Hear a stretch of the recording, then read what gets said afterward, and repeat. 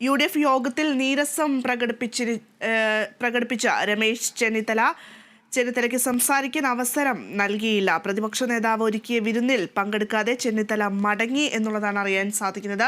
കമലേഷിന്റെ വിശദാംശങ്ങൾ നൽകുന്നതിനായി. കമലേഷ്, നമുക്കറിയാം, അല്ലെങ്കിൽ തന്നെ കോൺഗ്രസിനകത്ത് ചില പൊട്ടലും ചീറ്റലും ഒക്കെ ഉണ്ട്. ഇപ്പോഴിതാ വീണ്ടും അത് പ്രത്യക്ഷത്തിലേക്ക് വരുന്നൊരു കാര്യമാണ് ഇപ്പോൾ അറിയുന്നത്. എന്തൊക്കെയാണ് സംഭവിക്കുന്നത്?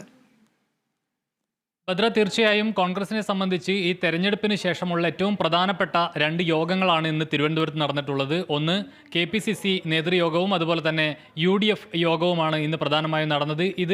ഈ UDF യോഗത്തിനകത്താണ് ഇത്തരത്തിലൊരു അതൃപ്തി രമേശ് ചെന്നിത്തലയ്ക്ക് ഉണ്ടായിട്ടുള്ളത് എന്നാണ് മനസ്സിലാക്കാൻ കഴിയുന്നത്. അദ്ദേഹത്തിന് സംസാരിക്കാൻ അനുവദിച്ചില്ല, അല്ലെങ്കിൽ സംസാരിക്കാൻ ക്ഷണിച്ചില്ല ഈ യോഗത്തിനകത്ത് എന്നതാണ് ഒരു നീരസത്തിന് ഇടയാക്കിയത്.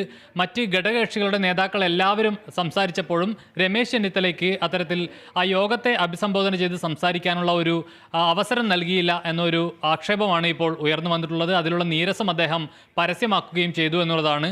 ഈ യോഗത്തിന് ശേഷം ഈ പ്രതിപക്ഷ നേതാവിൻ്റെ വസതിയിൽ ഈ MP മാർക്കും അതുപോലെ തന്നെ മറ്റ് ഘടകകക്ഷികൾക്കുമായി ഒരു വിരുന്ന് ഒരുക്കിയിരുന്നു. ഈ വിരുന്നിൽ പങ്കെടുക്കാതെയാണ് ചെന്നിത്തല മടങ്ങിയത് എന്നാണ് നമുക്ക് അറിയാൻ കഴിയുന്നത്. ഏതായാലും ഇത് സംബന്ധിച്ച് നേതൃത്വം ഒരു വിശദീകരണം നൽകിയിട്ടുണ്ട്. അദ്ദേഹത്തിന് അവസരം നൽകിയിരുന്നു, പക്ഷേ അദ്ദേഹം കൂട്ടാക്കിയില്ല, സംസാരിക്കാൻ തയ്യാറായിരുന്നില്ല. അതുകൊണ്ടാണ് അദ്ദേഹം പോയത്. അദ്ദേഹത്തിന് അവസരം നൽകാത്ത ഒരു വിഷയം ഈ യോഗത്തിൽ ഉണ്ടായിട്ടില്ല എന്നൊരു വിശദീകരണമാണ് ഇപ്പോൾ നേതൃത്വത്തിൻ്റെ ഭാഗത്തു നിന്നും വന്നിട്ടുള്ളത്. ഭദ്ര.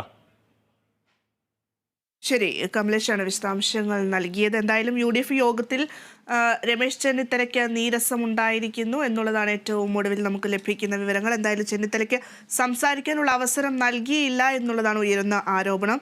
പ്രതിപക്ഷ നേതാവ് ഒരുക്കിയ വിരുന്നിലും അദ്ദേഹം പങ്കെടുക്കാതെയായിരുന്നു മടക്കം.